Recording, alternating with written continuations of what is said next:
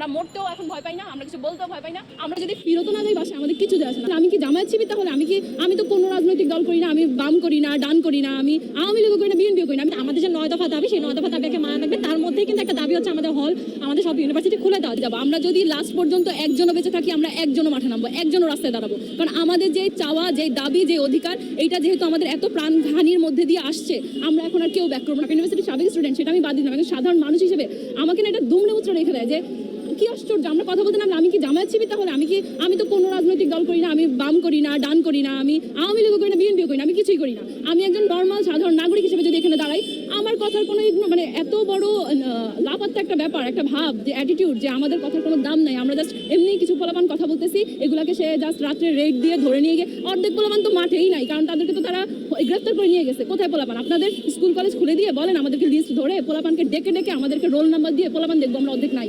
আমরা চাই যে সবকিছু একটা সঠিক সমাধান হোক, জবাব দিতে চাই। আমরা মরতেও এখন ভয় পাই না, আমরা কিছু বলতেও ভয় পাই না। আমরা জাস্ট যে ভাবছে যে ভয় দেখা যেতে, আমরা ভয় পাইতে পাইতে আমাদের ভয় নাই হয়ে গেছে, এখন আমাদের কারো ভয় কাজ করতেছে না। আমরা যদি ফিরত না যাই বাসায় আমাদের কিছু যায় আসে না, উই জাস্ট ডোন্ট কেয়ার।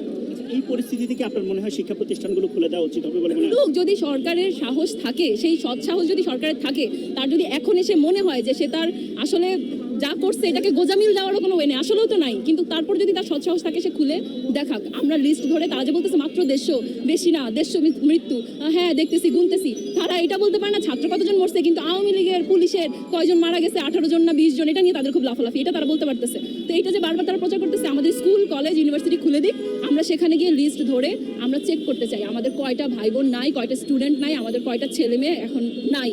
কিভাবে আসলে শিক্ষা প্রতিষ্ঠানগুলো আবারও স্বাভাবিক পরিস্থিতির সৃষ্টি হবে বলে আপনার মনে হয়? আপাতত আমাদের সামনে যে 9 দফা দাবি রাখা হয়েছে, সেই 9 দফা দাবিগুলো মানা হোক। আমাদের যে সকল স্টুডেন্টদেরকে শুধু রিমান্ডে ধরে নেওয়া যাচ্ছে, সেগুলো শুধু বন্ধ করুক।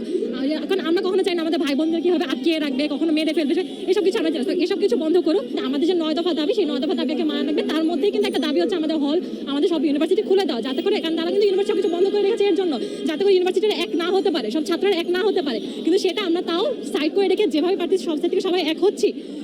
কিন্তু বর্তমানে আমাদের হল খুলে দেওয়া, ভার্সিটি খুলে দেওয়া, অবশ্যই আমাদের শিক্ষার অনেক ক্ষতি হয়ে যাচ্ছে, অনেক কিছু আগাতে পারতেছি না আমরা। কিন্তু আপাতত ওটা আমাদের দাবি না, ওটা আমরা জানতেও চাচ্ছি না। আমাদের আপাতত দাবি হচ্ছে আমাদের সকল ভাই বোনরা মারা যাচ্ছে, আহত হচ্ছে, নিহত হচ্ছে, যাদের বিনা কারণে রিমান্ডে না হচ্ছে, ওদের সকলের জাস্টিস এবং তাদেরকে ছাড়া হবে। আমার মনে হয় না কখনই আরো 1 বছরও যদি বন্ধ করে রাখে, কোনোভাবেই দমিয়ে রাখতে পারবে না যতক্ষণ না এই দাবিগুলো পূরণ হচ্ছে। এবং যাদেরকে শুধু রিমান্ডে নেওয়া হয়েছে, এগুলো আমরা চাই যে খুবই দ্রুত এটাকে যেন সবাইকে ছেড়ে দেওয়া হয়। হ্যাঁ, অবশ্যই ছেড়ে দেওয়া হয়, এবং যাদেরকে মারা হয়েছে তাদের জাস্টিস। এতক্ষণ শিরোনাম শুনছিলেন, এবার বিস্তারিত।